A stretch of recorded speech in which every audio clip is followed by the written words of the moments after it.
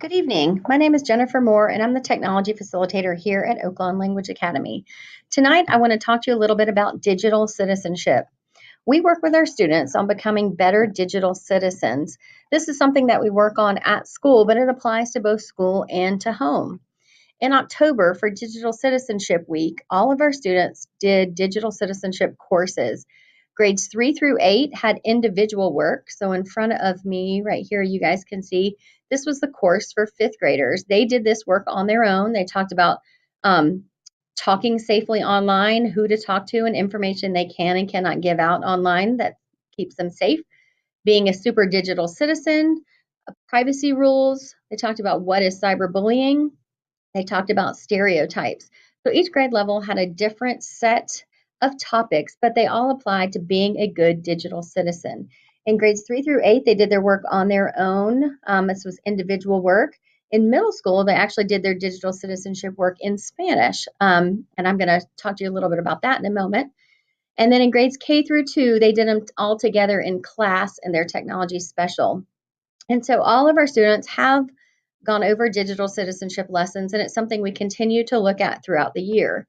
The program that CMS used to create these courses comes from Common Sense Media.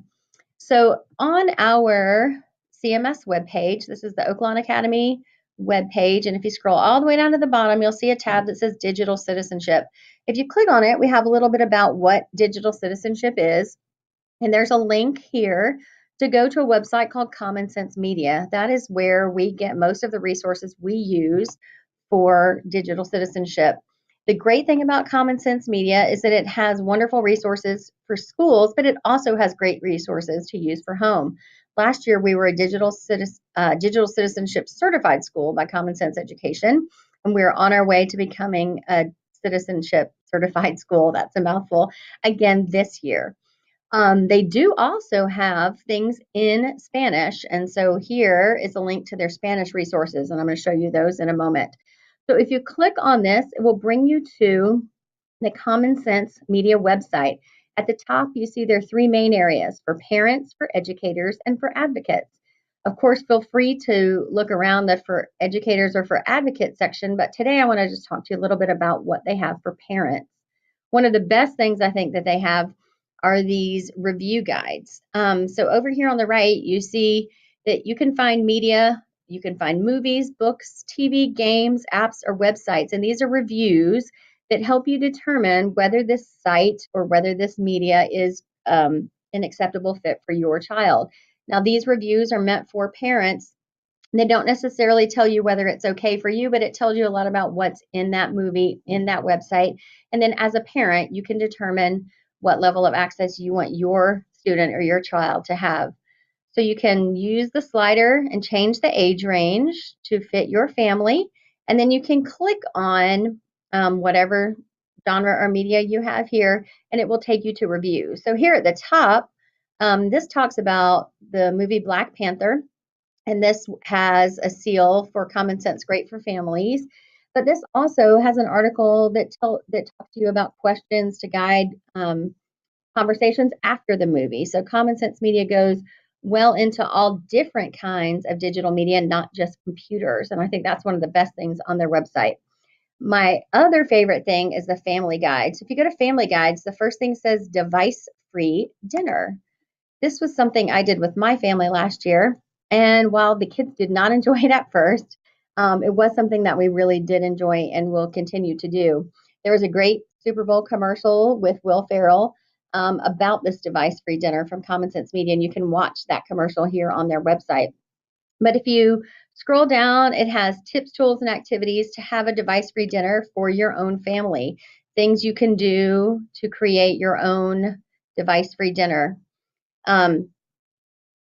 There are tips. If you add it right here, it says get tips on what you can do tonight to make dinner time a success. You put your email and zip code in there, they will send you this flyer about device-free dinner, and it really talks about exactly what to do to create a device-free dinner if you don't know where to start. Your family can do a family commitment, because I know a lot of times, and many families, ours included, a lot of times it's the adults who need to put down their phones just as much as the kids. And then they suggest having a basket or a place where devices go, and they give you this nice little sign to put there. On the main website, there are also ideas for conversation starters if you want something fun to make it more than just a regular dinner at your house. So that's a great place to start. And that's one of my favorite little things that they have there. Another thing, whoops, let me go back on their website. So that was one of the family guides. They have essential guides for movies, TV, apps, books. And again, you can filter those over here. And then they also have a place for parent concerns. Maybe you're not sure what your child should do about YouTube or violence in the media. There are great um, articles about all of the different things you might be thinking about. There are people who talk about it, there are questions and answers from other parents. Again, this isn't telling you what to do with your child, but it's helping you become informed so that you can make those decisions for your own family.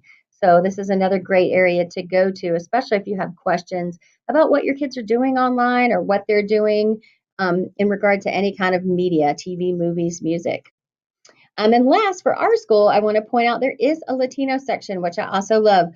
More and more, they are translating most of their articles. They have many videos and other things in this section into Spanish.